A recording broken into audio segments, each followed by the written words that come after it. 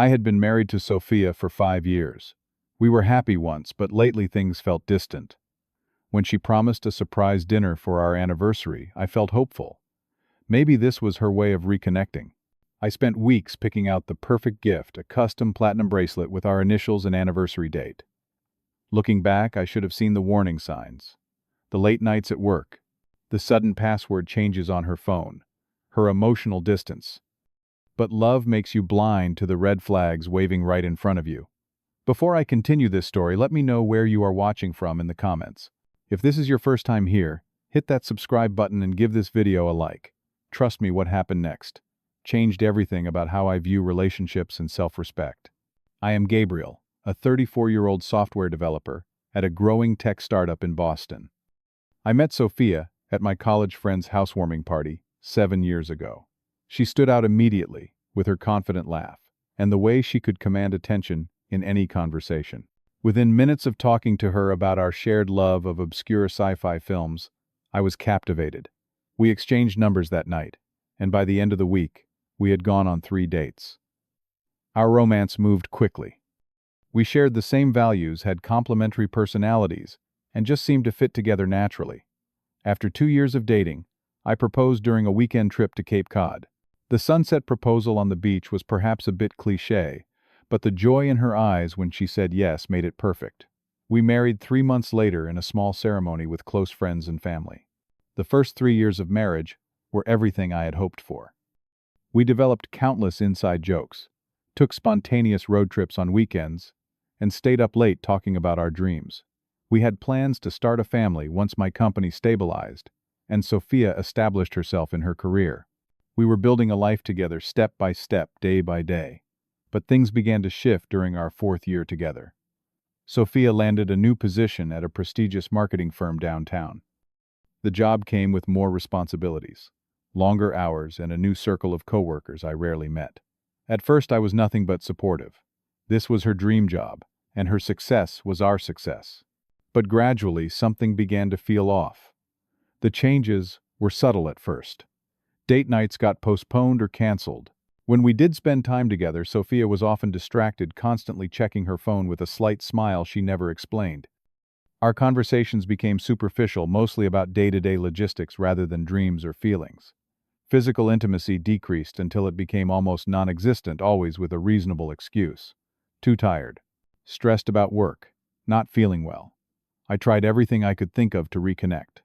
Surprised her with lunch at her office. Suggested couples. Therapy. Planned a weekend getaway to the Berkshires, where we had honeymooned. Each attempt was met with appreciation, but no real engagement. It was like trying to embrace a ghost of the woman I had married. The week before our 5th anniversary, I decided to make one more significant effort. I took 3 days off work to plan something special. I visited 5 different jewelers before finding the perfect anniversary gift, a platinum bracelet with our initials and wedding date engraved inside. It was elegant and timeless, just like what we had once shared. During that week, Sophia's behavior grew increasingly mysterious. She took phone calls in another room, speaking in hushed tones. She stayed even later at the office, sometimes not coming home until after 11 p.m. Yet, paradoxically, she seemed more animated than she had in months, mentioning several times how she was planning a special anniversary surprise for me. For the first time in months, I felt hopeful. Perhaps she had also recognized the distance between us and was making her own efforts to bridge it. Maybe this dinner would be the beginning of a new chapter for us, a recommitment to the partnership we had once cherished. The morning of our anniversary, I woke up to find Sophia had already left for work. There was a note on the kitchen counter: "Happy anniversary, Gabriel. Cannot wait for tonight. I have a special surprise planned. Meet me at Corsica at 8. Love S." Corsica was the Italian restaurant where we had our first official date. The choice of venue seemed significant, a return to our beginnings. I spent the day getting ready, wanting to look my best. I got a haircut, bought a new charcoal gray suit that I knew would impress her, and splashed on the cologne she had once said made her weak in the knees. As I prepared, I allowed myself to imagine various scenarios for her surprise. Perhaps she had arranged for a private dining room. Maybe she had tracked down a bottle of the rare wine we had tasted on our honeymoon, or possibly she had finally decided she was ready to start trying for the family we had talked about. At 7 p.m., As I was putting the finishing touches on my appearance, my phone chimed with a text from Sophia. "Cannot wait for you to meet your surprise tonight." The message struck me as odd. Meet my surprise. The phrasing was strange, but I brushed it off as a simple error, or perhaps a hint at something unexpected. Little did I know how prophetic those words would be, or how completely they would shatter the life I thought I knew. I arrived at Corsica 15 minutes before our reservation. The restaurant was just as I remembered it. Elegant but unpretentious, with warm lighting and the rich aroma of garlic and fresh bread permeating the air. The maitre d' greeted me with professional courtesy when I gave our name. "Ah yes, Mrs. Walsh mentioned you would be joining her. She has already arrived. Please follow me." My heart quickened as I followed him through the restaurant. In my pocket, the small velvet box containing the bracelet felt like it was pulsing with possibility. Despite the struggles of recent months, I felt a renewed sense of hope. Whatever her surprise was, I was ready to meet it with an open heart. That optimism evaporated the instant the maitre d' led me to our table. Sophia was not alone. Sitting beside her, much too close to be a casual acquaintance, was a man I had never seen before. Tall, with carefully styled dark hair, and a confidence that bordered on arrogance, he exuded the kind of polished charisma that comes from privilege. His tailored suit and expensive watch spoke of success, and the proprietary way his hand rested near Sophia's on the table spoke of intimacy. For a moment, I thought there must be some mistake. Perhaps this was a business associate, and the real anniversary dinner would begin once he left. But the look on Sophia's face, a strange mixture of defiance and rehearsed casualness, told me everything before she even opened her mouth. "Gabriel, you made it," she said, her voice unnaturally bright. "I would like you to meet James. We have been working together at the firm for the past 6 months." James extended his hand across the table as if this were a normal business introduction. "Great to finally meet you, Gabriel. Sophia has told me so much about you." I stared at his outstretched hand, unable to process what was happening. My brain refused to connect the dots that my gut had already aligned. 6 months. The timeline of her distance. The late nights. The password changes. It all suddenly made horrific sense. "Gabriel, sit down," Sophia urged, gesturing to the empty chair across from them. "Let me explain." Like a man moving through a nightmare, I lowered myself into the seat. The restaurant continued its normal Friday night bustle around us, oblivious to the fact that my world was collapsing. Waiters took orders. Couples laughed. Somewhere in the background, a pianist played a jazz standard. All while I sat frozen, waiting for words that could possibly justify this scenario. "James and I have been seeing each other," Sophia said, her words clinically precise, "for about 6 months now. We did not plan for this to happen, but there was an undeniable connection between us from the moment we started working together." James nodded, his expression, a practiced mask of sympathy that did nothing to hide the smug satisfaction underneath. "These things happen sometimes. No one is really at fault. I wanted to do this properly," Sophia continued. "Not behind your back. I thought it would be more mature, more respectful to be upfront about it, to give you a chance to meet James and see that he is a good person. This seemed better than continuing to lie or serving you with divorce papers out of the blue." My ears were ringing. Each word she spoke was like another brick in a wall being built between my past and future. 6 months. While I had been agonizing over our relationship, planning special dates, suggesting therapy, trying to rekindle what we had lost, she had been building a relationship with this man. And now, in some twisted logic that only made sense to her, she thought, introducing us on our anniversary was an act of respect. "We have a really special connection," James added, as if his input was welcome. "Sophia and I share the same vision for the future, the same drive. We complement each other professionally and personally." I noticed several diners at nearby tables beginning to sense the tension. A couple to our left had stopped their conversation entirely, the woman's eyes darting toward us with undisguised curiosity. A waiter hovered uncertainly nearby, unsure whether to approach our table. "Would you like to order some drinks to start?" The waiter finally decided to intervene, perhaps hoping to diffuse the obvious tension. James immediately took charge. "A bottle of the Barolo, I think. Sophia tells me it is excellent here." The familiar way he used her name. The casual confidence with which he ordered at our anniversary dinner. The presumption that I would sit and share a bottle of wine with my wife and her lover. It all suddenly crystallized what I needed to do. 5 years of marriage, Countless memories, dreams of children, and growing old together. All of it changed in an instant. But in that moment of absolute clarity, I found a strength I did not know I possessed. Despite the hurricane of emotions, the betrayal, anger, and heartbreak threatening to overwhelm me, I made the conscious decision to maintain my dignity. I looked directly at Sophia, then at James, and finally back to Sophia. When I spoke, my voice was calm, much calmer than I felt inside. Charming, I said the single word, carrying the weight of all I was not saying.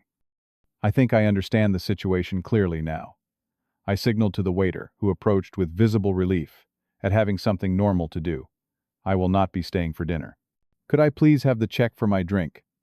I had barely touched the water poured upon my arrival, but I wanted the finality of a financial transaction to end this farce.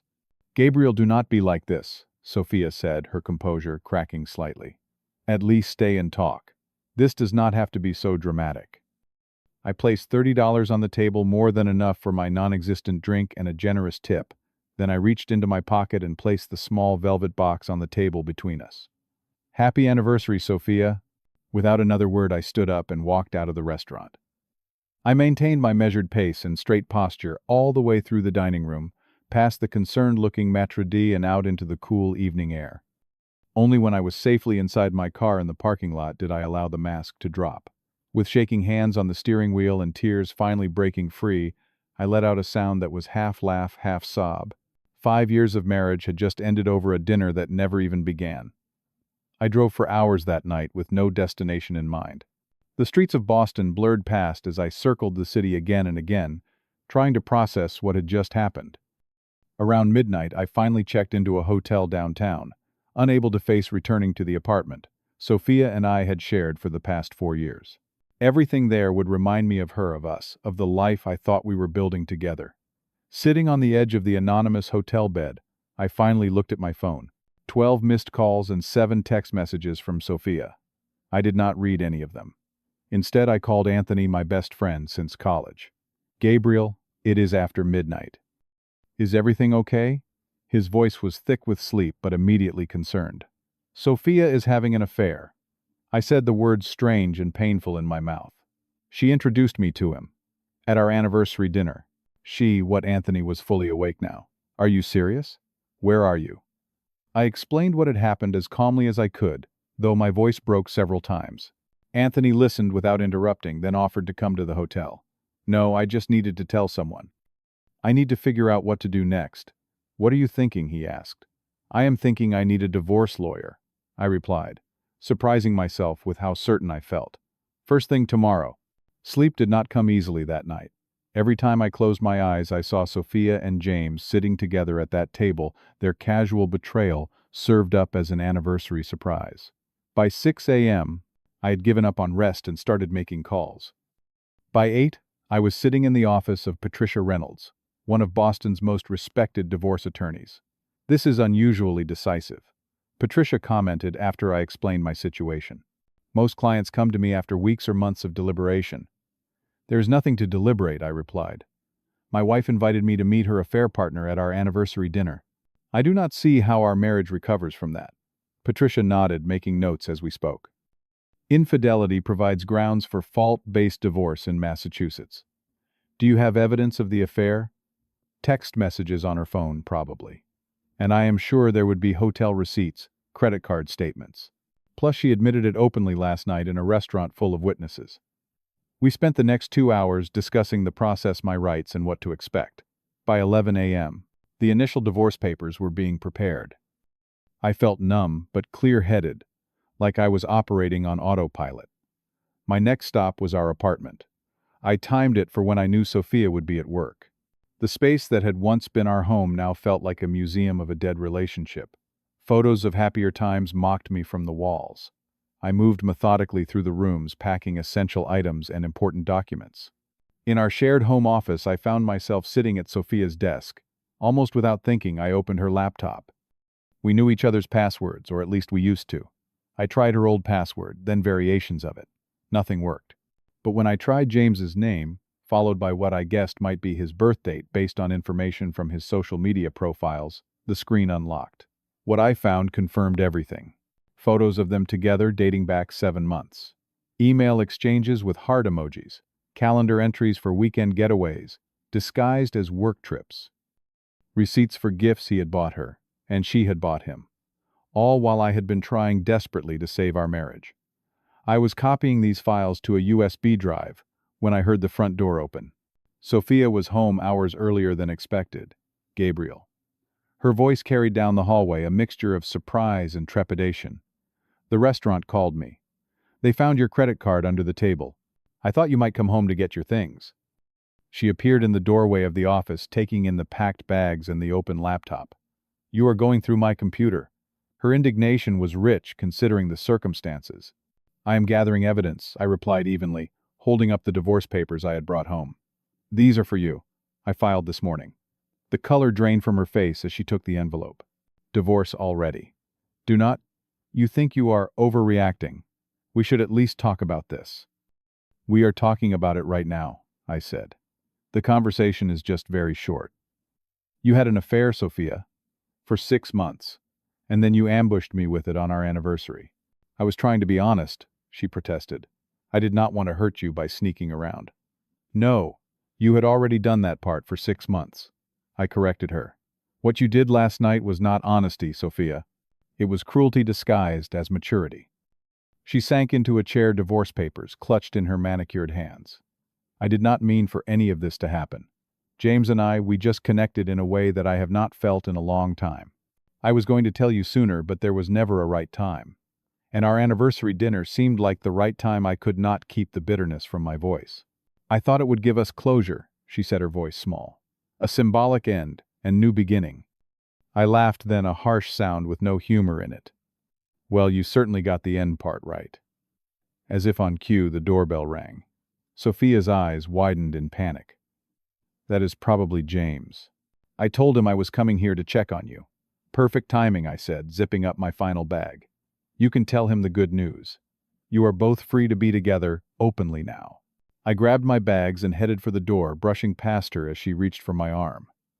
Gabriel, please. Can we just slow down and talk about this rationally? I still care about you. I paused at the door, looking back at the woman I had loved for 7 years, the woman I had planned to spend my life with. If you cared about me, Sophia, you would have ended our marriage with dignity before starting a relationship with someone else. What you did instead was selfish and cruel. I deserve better than that. I opened the door to find James standing there, hand raised to knock again. He looked startled to see me, then embarrassed. Gabriel, I just came to make sure everything is okay, he said, clearly uncomfortable. Everything is great, James, I replied with manufactured politeness. She is all yours now. Legally pending, of course. I walked past him to my car, loaded my bags, and drove away without looking back. I stayed with Anthony for the next few weeks, while looking for a new apartment. Those were dark days filled with anger, grief, and disbelief.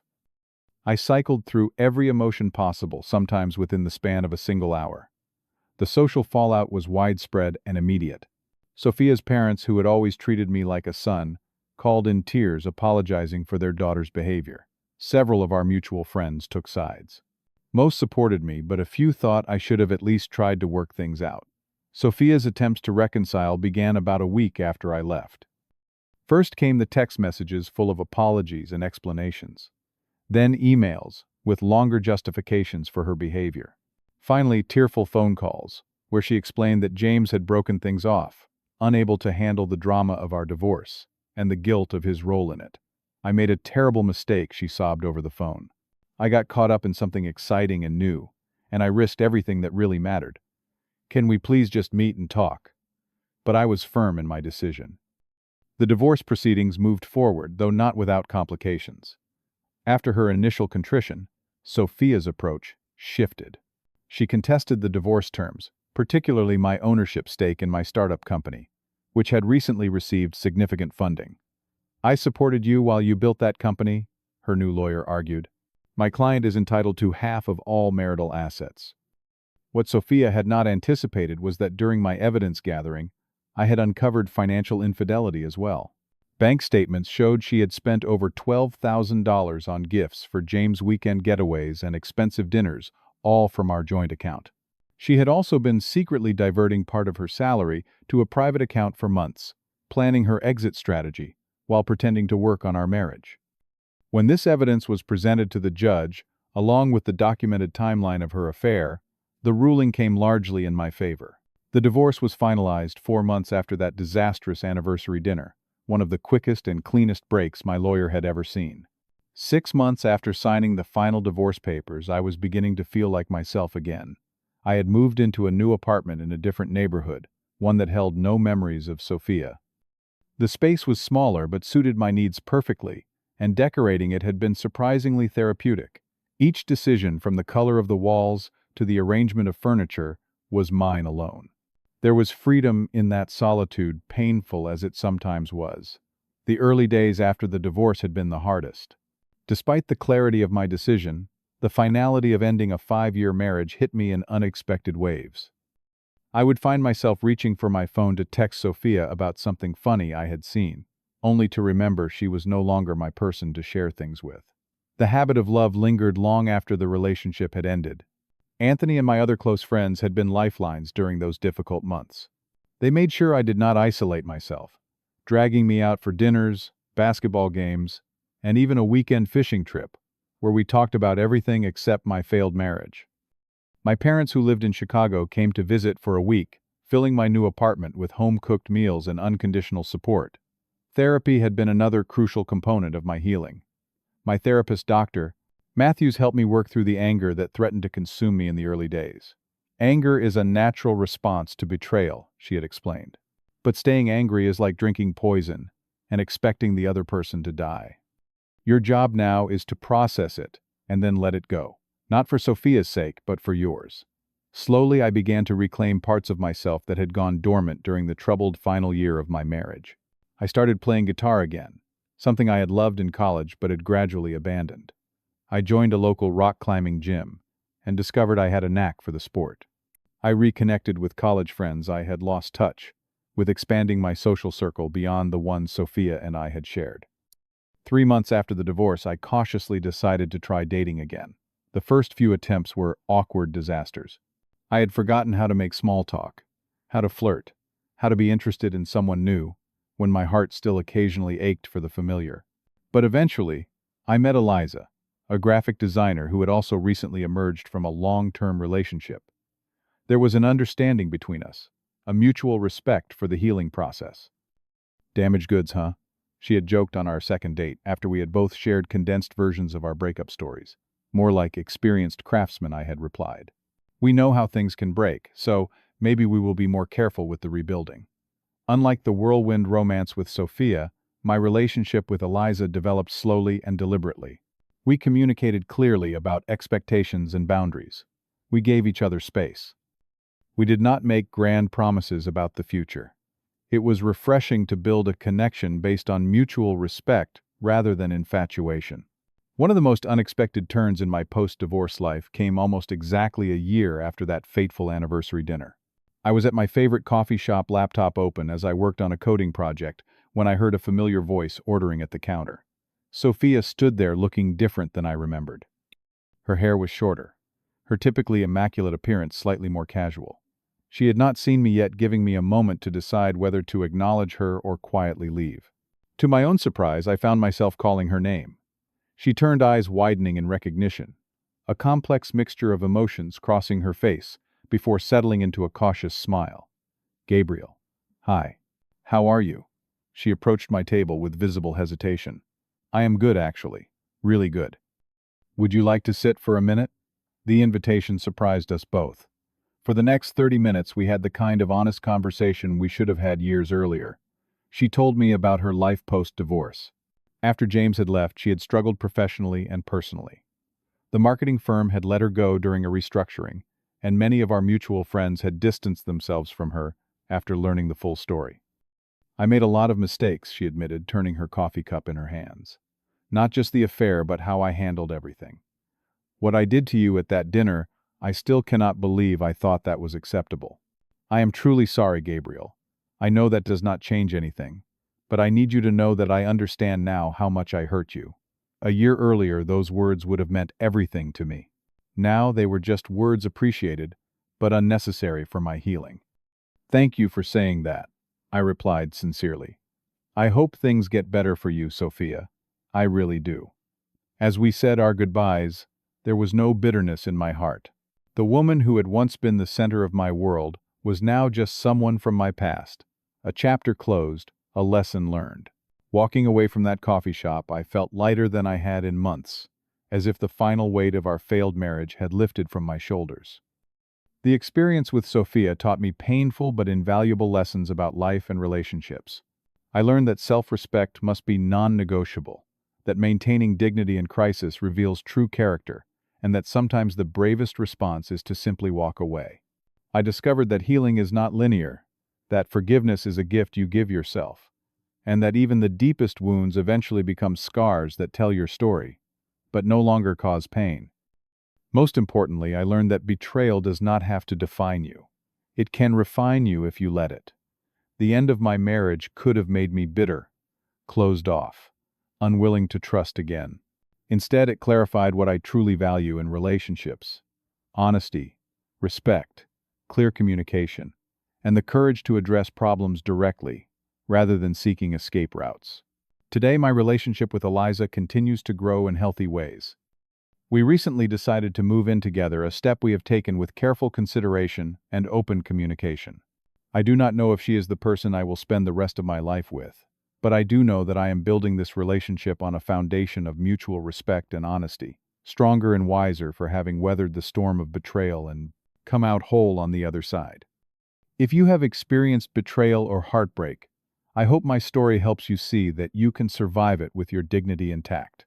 The pain does not last forever, and what replaces it can be even more beautiful than what you lost.